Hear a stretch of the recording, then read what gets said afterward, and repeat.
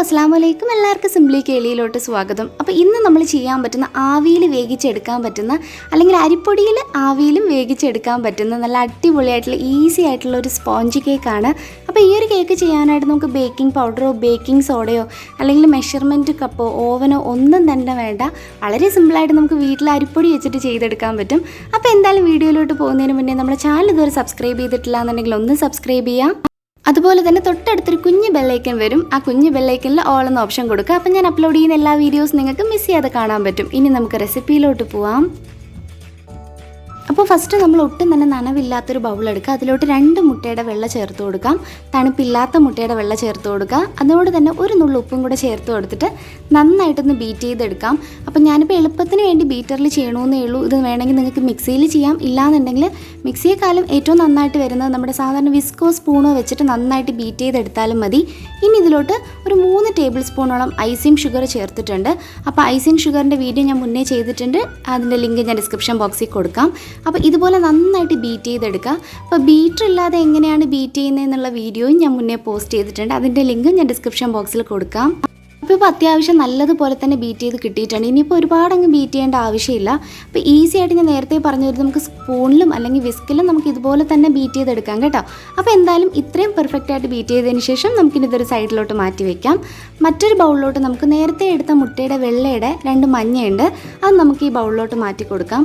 അതുപോലെ തന്നെ just first ഇതൊന്ന് മിക്സ് ചെയ്തെടുക്കുക. അത് ഒരുപാട് മിക്സ് ചെയ്യേണ്ട. ആ മഞ്ഞയൊക്കെ ഉണ്ടല്ലോ ഒന്ന് പൊട്ടിച്ചെടുത്താൽ മതി. അതിനുശേഷം ഇതിലോട്ട് നമ്മൾ എണ്ണ ചേർത്ത് കൊടുക്കുന്നുണ്ട്. അതായത് സൺഫ്ലവർ ഓയിലാണ് ചേർത്ത് കൊടുക്കുന്നത്. അത് ഏകദേശം 1.5 ടേബിൾ സ്പൂണോളം ചേർത്ത് കൊടുക്കുന്നുണ്ട്. അപ്പോൾ എണ്ണയും മുട്ടയുടെ മഞ്ഞയും ഒന്ന് യോജിച്ചതിന് ശേഷം ഇനി നമ്മൾ ഇതിലോട്ട് ചേർക്കുന്ന അരിപ്പൊടിയാണ്. ഈ ഒരു കേക്ക് നമ്മൾ ചെയ്തെടുക്കുന്ന അരിപ്പൊടി വെച്ചിട്ടാണ്.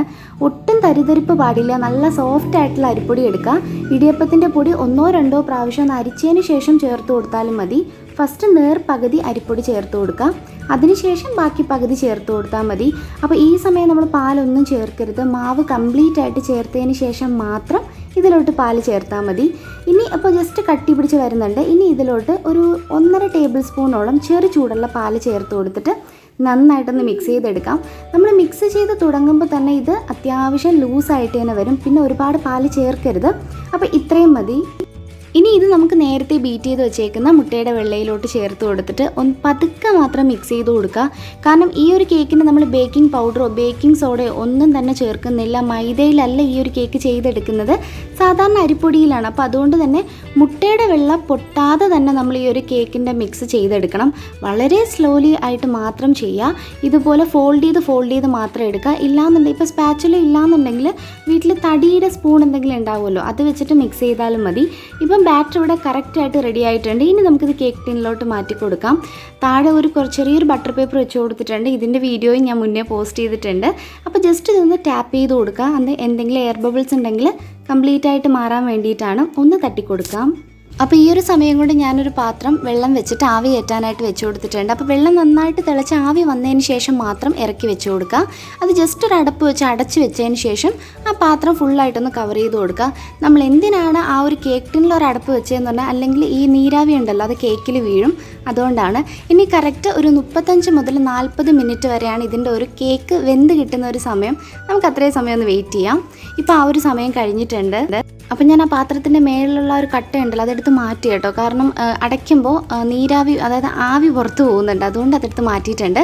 ഇപ്പോൾ കേക്ക് എന്തായാലും അടിപൊളിയായിട്ട് കുക്കായി കിട്ടിയിട്ടുണ്ട്. കാണുമ്പോൾ തന്നെ മനസ്സിലാവും. പിന്നെ നമ്മൾ ബേക്കിംഗ് പൗഡറും ബേക്കിംഗ് സോഡയും ഒന്നും ചേർക്കാത്തതുകൊണ്ട് ഒരുപാട് അങ്ങ് ഹൈറ്റിൽ കിട്ടില്ല.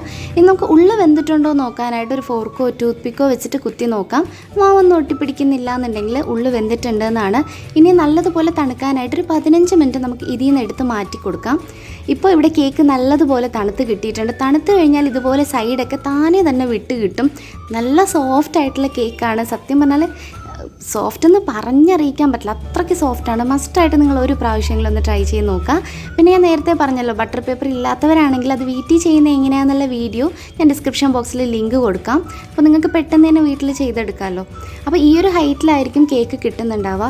നല്ല സോഫ്റ്റ് ആയിട്ടുള്ള കേക്കാണ്, നല്ല സ്പോഞ്ചിയാണ്. അപ്പോൾ വൈകിട്ടൊക്കെ ചായയുടെ കൂടെയൊക്കെ പെട്ടെന്ന് ചെയ്ത് കഴിക്കാൻ പറ്റുന്നൊരു കേക്കാണ്. അതായത് ഒട്ടും തന്നെ ഫെയിലുവർ ആവാത്തൊരു റെസിപ്പിയാണ്. മസ്റ്റായിട്ട് എല്ലാവരും ഒന്ന് ട്രൈ ചെയ്ത് നോക്കുക.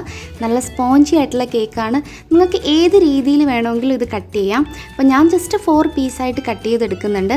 പിന്നെ ഒരു എക്സ്ട്രാ ഫ്ലേവർ വേണം എന്നുണ്ടെങ്കിൽ വാനില എസൻസോ അല്ലെങ്കിൽ ഏലക്ക പൊടിയോ ചേർത്ത് കൊടുക്കാം. അപ്പോൾ ബേക്കിങ്ങിന് വേണ്ടിയിട്ടുള്ള ടൂൾസ് എന്തെങ്കിലും ഇല്ലാത്തവരാണെങ്കിൽ നമ്മൾ ചാനലിൽ തന്നെ ഒരുപാട് അതിൻ്റെ ഹോം മെയ്ഡ് ആയിട്ടുള്ള വീഡിയോസ് പോസ്റ്റ് ചെയ്തിട്ടുണ്ട്. ജസ്റ്റ് ഒന്ന് നോക്കുക. അപ്പോൾ ബേക്കിംഗ് പൗഡറും ബേക്കിംഗ് സോഡയും അല്ലെങ്കിൽ മൈദയും ഓവനും ഒന്നും ഇല്ലാതെ തന്നെ വളരെ സിമ്പിളായിട്ട് ഒരുപാട് ചേരുവകളൊന്നും ഇല്ലാതെ വീട്ടിൽ ചെയ്ത് കഴിക്കാൻ പറ്റുന്നൊരു കേക്കാണ്. അപ്പോൾ എല്ലാവർക്കും ഈ ഒരു വീഡിയോ ഇഷ്ടപ്പെട്ടു എന്ന് വിചാരിക്കുന്നു. അപ്പോൾ വീഡിയോ ഇഷ്ടപ്പെട്ടാൽ ലൈക്ക് ചെയ്യാനും കമൻറ്റ് ചെയ്യാനും മറക്കരുത്. Stay at home, stay healthy. Thanks for watching. See you in another video. അസ്സലാമു അലൈക്കും. Assalamualaikum.